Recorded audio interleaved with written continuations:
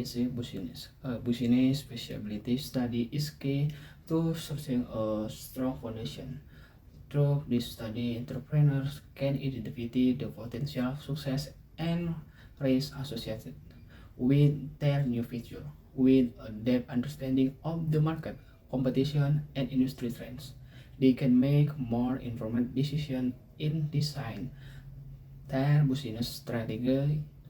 Feasibility studies also help source financial support from investor or financial institution by providing solid evidence of the potential profitability and sustainability of the business. Thus, a business feasibility study not only provides with guidelines for starting a new business, but is also an important step in the ensuring long-term success and the sustainable growth. Okay, hello everyone. Before I continue the material, I would like to introduce myself.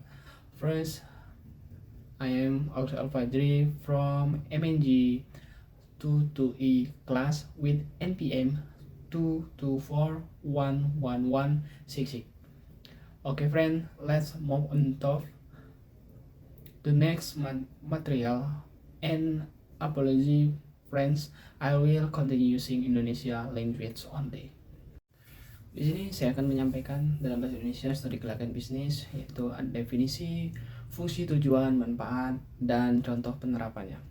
Yang pertama yaitu akan kita bahas adalah definisi. Mungkin teman-teman sudah ada yang mengerti tentang definisi studi kelayakan bisnis, dan sini saya akan menjelaskannya kembali. Studi kelayakan bisnis adalah proses sistematis untuk mengevaluasi potensi keberhasilan suatu rencana bisnis atau proyek sebelum dilaksanakan secara penuh.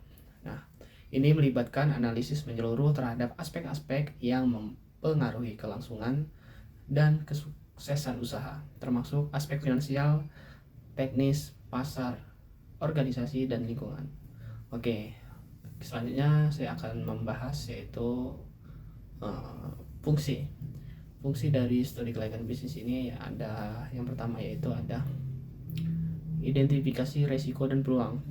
Nah, studi kelayakan yang membantu mengidentifikasi faktor-faktor yang dapat mempengaruhi keberhasilan atau kegagalan suatu usaha, sehingga memungkinkan perusahaan untuk mengantisipasi risiko dan memanfaatkan peluang yang ada. Kemudian berikutnya yaitu fungsinya untuk pengambilan keputusan, memberikan kerangka kerja untuk pengambilan keputusan yang tepat dalam perencanaan, pelaksanaan, dan pengelolaan bisnis dengan menyediakan data dan analisis yang relevan. Dan selanjutnya yaitu ada komunikasi, menyediakan informasi yang diperlukan bagi pihak-pihak terkait seperti contohnya seperti investor, pemegang saham, atau mitra bisnis untuk mengevaluasi potensi investasi atau kemitraan. Oke, selanjutnya ada tujuan. Tujuan dari kita menganalisis studi kelayakan bisnis dalam usaha yaitu pertama, kita evaluasi kelayakan bisnis. Tujuannya yaitu evaluasi kelayakan bisnis, menilai apakah rencana bisnis atau proyek memiliki potensi untuk berhasil dan apakah layak dilaksanakan.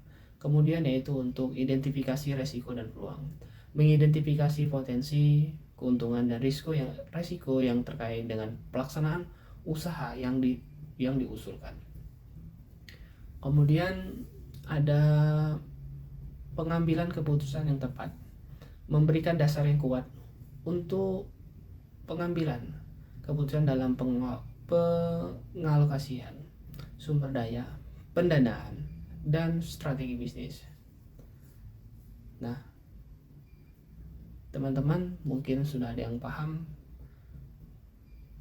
Jika sudah paham, mari saya akan melanjutkannya yaitu ke bagian manfaat dari studi kelayakan bisnis pada sebuah perusahaan atau bisnis yang baru berkembang atau yang baru akan dimulai. Kemudian masuk ke manfaatnya gitu tadi. Manfaat di sini yaitu pertama untuk mengurangi risiko dengan mengidentifikasi masalah potensial sebelum usaha dimulai. Studi kelayakan dapat membantu mengurangi risiko kegagalan bisnis. Kemudian yang berikutnya yaitu untuk mendapatkan dukungan finansial. Nah, ini penting.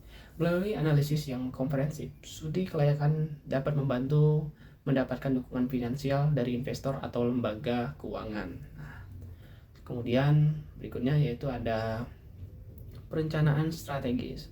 Nah, di sini perencanaan strategis yang dimaksud adalah memberikan wawasan yang jelas tentang prospek bisnis, memungkinkan pengusaha untuk merencanakan strategi yang efektif untuk pertumbuhan dan keberhasilan jangka panjang.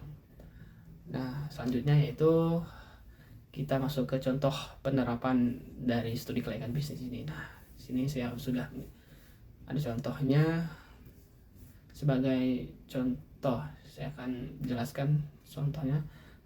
Ketika seorang pengusaha yang ingin membuka restoran di pusat kota dapat melakukan studi kelayakan bisnis. Yang pertama yaitu analisis pasar, meneliti permintaan pasar untuk makanan yang akan dibuat. Seperti contoh aja, kita ingin membuat makanan dari Korea seperti itu yang sedang tren sekarang.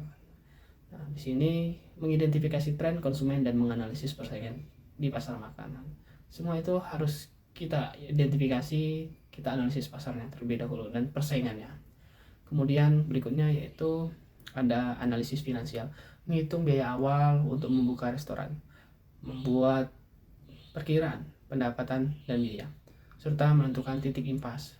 Kemudian yaitu yang berikutnya ada analisis teknis. Analisis teknik yang dimaksud adalah meneliti lokasi yang strategis, merancang menu yang menarik, dan merencanakan layanan pelanggan yang berkualitas. Tentu ini sangat penting dalam sebuah bisnis, karena jika itu tidak berjalan dengan baik, kemungkinan besar bisnis itu sangat tidak layak dijalankan.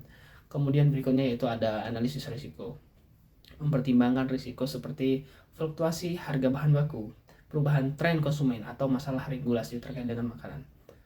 Nah, seperti contoh regulasi pada makanan yaitu mendapatkan sertifikat halal dari MUI. Nah, itu sangat penting karena jika tidak ada sertifikasi halal, tidak meyakinkan bagi calon pembeli atau calon konsumen. Berikutnya, berdasarkan hasil studi kelayakan, pengusaha dapat menentukan apakah membuka restoran Korean food adalah langkah yang layak dan merencanakan rencana bisnis yang solid untuk memulai usaha dengan sukses. Okay friends, maybe that's all the short movie material that I can convey about what is a Business feasibility study. If there are wrong words or word, I apologize. I end the video this time. Thank you and see you in the next video.